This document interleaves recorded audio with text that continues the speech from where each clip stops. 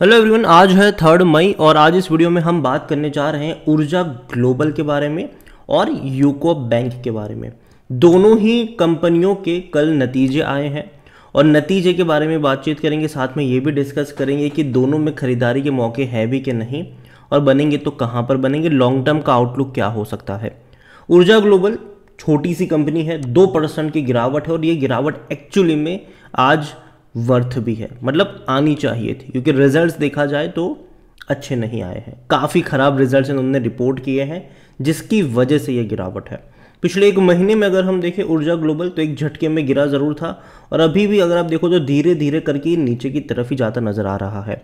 नतीजे खराब आए हैं, थोड़ा सा और करेक्शन हमें यहाँ पर देखने को मिल सकता है।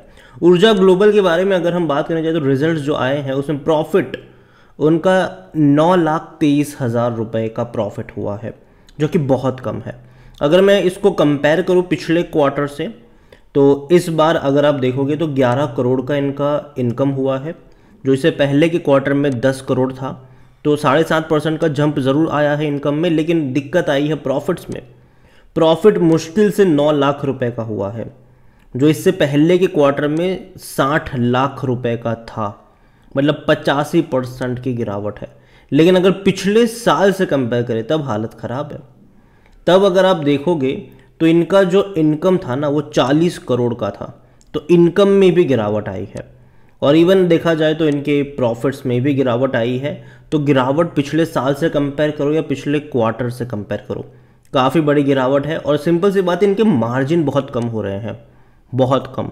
क्योंकि देखो ऊर्जा ग्लोबल, मैं पहले भी इसके ऊपर कई वीडियो बना चुका हूँ जहाँ मैंने कहा कि कंपनी ऐसी ऐसी चीज़ें बनाती है ना कि जहाँ पे कंपटीशन बहुत ज़्यादा रहेगी फ्यूचर में भी, तो मार्जिन बहुत थिन हो जाते हैं। और दूसरी बात यह है कि कंपनी उतनी वेल नोन, उतनी फेमस नहीं है कि जिनके पास प्राइसिंग पावर हो, तो कहीं ना कहीं मार्जिन कम हो जाएंगे इनके, और वही हो भी रहा है। 11 करोड़ के इनकम में इनका 9 लाख का ही प्रॉफिट हो पा रहा है, मतलब मार्जिन बहुत थिन मार्जिन है इनके, और यही वजह की कंपनी स्ट्रगल कर रही है। ऊर्जा ग्लोबल का अगर आप ग्राफ देखोगे तो काफ़ी ज़्यादा अप्स एंड डाउन्स रहा है। देखिए, जब बुल रन था ना बाजार में, हर कोई भाग रहा था, ये भी भाग गया। आप देखो, इससे पहले 2020 में ये 1.5 रुपये का शेयर हुआ करता, 1 रुपये का हुआ करता था। बुल रन आया, भागा, ये कहाँ तक गया था, ये तकरीबन 33-34 तक गया था।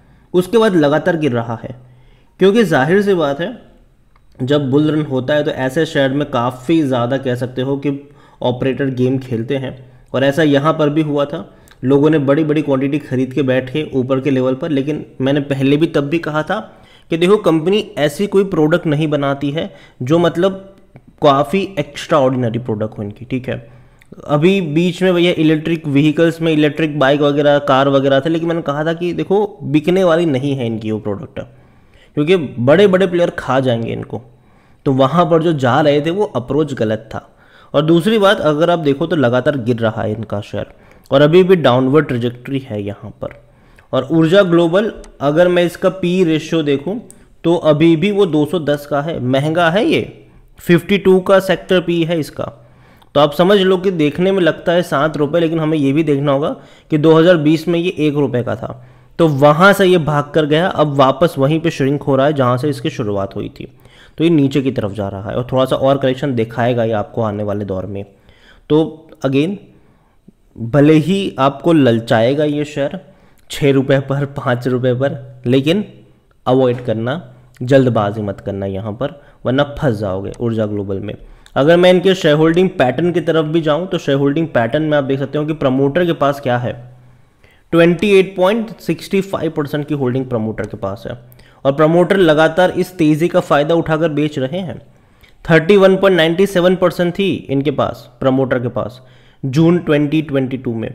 सितंबर में भी उतनी ही रही, लेकिन दिसंबर से भैया बेचना शुरू किया उन्होंने, 30.18 पर आ गए, और मार्च में आ गए 28.65। और खरीद कौन रहा है? देखो, म्यूचुअल फंड्स के पास कुछ भी नहीं है, डोमेस्टिक के पास भी कुछ भी नहीं है, एफआईज के पास भी कुछ भी नहीं है, हर कोई यहाँ पे बेच के भाग चुका है, ठीक है। लेकिन खरीद रहे हैं रिटेल इन्वेस्टर्स। रिटेल इन्वेस्टर्स जिनके पास होल्डिंग पहले 61.52% की थी, आज उनकी होल्डिंग बढ़ के हो चुकी है 64.89%। मतलब प्रमोटर ने जो भी बेचा वो खरीद लिया रिटेल इन्वेस्टर्स ने। बड़ा फंड हाउस हाथ डाल नहीं रहा है यहाँ पर, और यही वजह है कि मैं कहूँगा अवॉइड करिए, इसको अवॉइड करिए, मत पड़िएगा, फंस जाओगे। दूसरी कंपनी है यूको बैंक। 3% की गिरावट यहाँ पर आई है, और गिरावट आई है रिजल्ट्स की वजह से। देखने में लगता है कि 580 करोड़ का प्रॉफिट, 86% का प्रॉफिट में राइज बहुत अच्छा है, लेकिन ये हम कंपेयर कर रहे हैं पिछले साल से, पिछले क्वार्टर से अगर करेंगे तो शायद कम नजर आएगा। यहाँ पर आप देखें कि 86% का राइज आया है नेट प्रॉफिट में, 580 करोड़ का इनका प्रॉफिट हुआ है, जो पिछले साल इसी क्वार्टर में 312 करोड़ का था, तो उसके मुकाबले अच्छा लगेगा आपको डेफिनेटली। और इवन पूरे साल का भी अगर हम एनुअली काउंट करेंगे प्रॉफिट इनका, तो 1860 करोड़ के आसपास नज़र आया है ये फाइनेंशियल ईयर 2022-2023 में, जो इससे पहले के ईयर से 100% ज़्यादा है, क्योंकि इससे पहले पिछले साल 930 करोड़ के आसपास का था। तो ज़्यादा लगेगा आपको डेफिनेटली, और अच्छी बात है यार कि धीरे धीरे बढ़ तो रहा है ये। लेकिन अगर हम बात करें बैंक्स का जो gross non performing assets in fourth quarter, वो डिक्लाइन हुआ है, 4.78% रहा है, जो पिछले साल 7.89% हुआ करता था। मतलब धीरे धीरे चीज़ें बेहतर हो रही है, ठीक है, लेकिन फिर भी नॉन परफॉर्मिंग असेट्स भी बहुत ज़्यादा है, 4.78%, ये ज़्यादा नंबर है ये। और दूसरी तरफ अगर हम बात करेंगे यहाँ पर नेट एनपीए की बात करें, तो वो भी डिक्लाइन हुए हैं, जो पहले 2.70% था वो 1.29% हुआ है। मतलब धीरे धीरे बेहतर हो रहे हैं सब कुछ। तो मैंने क्यों कहा कि गिरावट क्यों आई यहाँ पर, जबकि 86% का राइज है प्रॉफिट में। लेकिन अगर हम पिछले क्वार्टर में देखेंगे, तो पिछले क्वार्टर में इनका प्रॉफिट 655 करोड़ का था, तो उसके मुकाबले 580 करोड़ कम है। तो पिछले क्वार्टर के मुकाबले गिरावट आई है इनके प्रॉफिट्स में, क्योंकि इनका राइज देखो किस तरीके से हुआ है पिछले 2 क्वार्टर में। और यही वजह है कि पिछले 2 क्वार्टर में इनका परफॉर्मेंस अच्छा था। इसी की वजह से शेयर प्राइस भी अगर आप देखोगे तो आपको बढ़ता नजर आया था। यहाँ पर 11 रुपये का शेयर था ये, 11 रुपये का सितंबर तक, लेकिन अच्छे रिजल्ट्स आए, भाग गया। ऐसी रफ्तार दिखाई थी इसने कि चला गया 36 पर, वापस गिरकर नीचे आया, ये कहाँ पर आया 22 पर, अब वापस रफ्तार पकड़नी शुरू करी है। 30 पर गया था ये, अब वापस थोड़ा सा करेक्शन दिखा रहे, हो सकता है कि 1-2 दिन करेक्शन और देखने को मिले, लेकिन वापस भागेगा ज़रूरी है। देखो यूको बैंक ऐसा नहीं है कि अभी के अभी जाकर खरीदारी कर लो, क्योंकि देखो ये मोमेंटम बेस है, क्योंकि लंबे समय तक परफॉर्म नहीं कर रहा था। अगर आप देखो यहाँ पर 5 साल का अगर मैं ग्राफ दिखाऊँ यहाँ पर, तो 20 रुपये से धीरे धीरे धीरे धीरे धीरे धीरे धीरे करके टूट ही रहा था 2022 तक, 2018 से लेकर 2022 तक ये टूट ही रहा था। वो तो अक्टूबर में कुछ हो गया एंड में कि एकदम से भागना शुरू कर दिया, क्योंकि कई सारे बैंक्स भाग रहे थे। पीएनबी में तेज़ी थी, बैंक ऑफ बड़ौदा में तेज़ी थी, कैनरा बैंक में तेज़ी थी, और तब एक माहौल बन गया था कि भैया पीएसयूज में तेज़ी आएगी, और भाग गए ये भी। बाद में क्या हुआ, बाद में वही वो 36 रुपये से 22 पे आ गया, ये वापस तेज़ी दिखाने की अभी कोशिश कर रहा था, वापस रिजल्ट्स आए, वापस थोड़ा सा करेक्शन दिखा रहे, थोड़ा सा और करेक्शन दिखाएगा ये, लेकिन दोबारा तैयार होगा भागने के लिए। तो मैं मान के चल रहा हूँ कि पीएसयूज में तेज़ी बनेगी, लेकिन इसका मतलब ये नहीं कि अभी के अभी जाके आप खरीदारी कर लो। यहाँ पर ये हाईली रिस्की शेयर है, और आज गिरावट आई है, और अभी भी फेड्स की अनाउंसमेंट होनी बाकी है, और आने वाले दौर में अगर मान लीजिए कि इंटरेस्ट रेट बढ़ते हैं तो और फर्दर करेक्शन आपको यहाँ पर देखने को मिलेंगे। तो प्रिपेयर रहिएगा उसके लिए, और नीचे की तरफ अगर जाता है तो वहाँ पर मौके बनेंगे, जब बनेंगे डेफिनेटली उसके बारे में भी हम बात करेंगे। आज इसका वॉल्यूम देखा जाए तो 96 लाख से भी ज़्यादा का बड़ी क्वांटिटी में आज शेयर ट्रेड हो रहे हैं यूको बैंक के। और देखा जाए तो इसका पी रेशियो अगर आप देखो 19 का है, सेक्टर पी भी 19 का है, तो सस्ता नहीं कह सकते आप इसको। भले ही आपको 29 रुपीज़ सस्ता लग रहा है, लेकिन सस्ता नहीं है ये एक्चुअली में। यहाँ पर होल्डिंग के बारे में देखिए, शेयर होल्डिंग के बारे में अगर हम बात करें तो 95.39% की होल्डिंग है प्रमोटर के पास, बहुत ज़्यादा होल्डिंग है ये।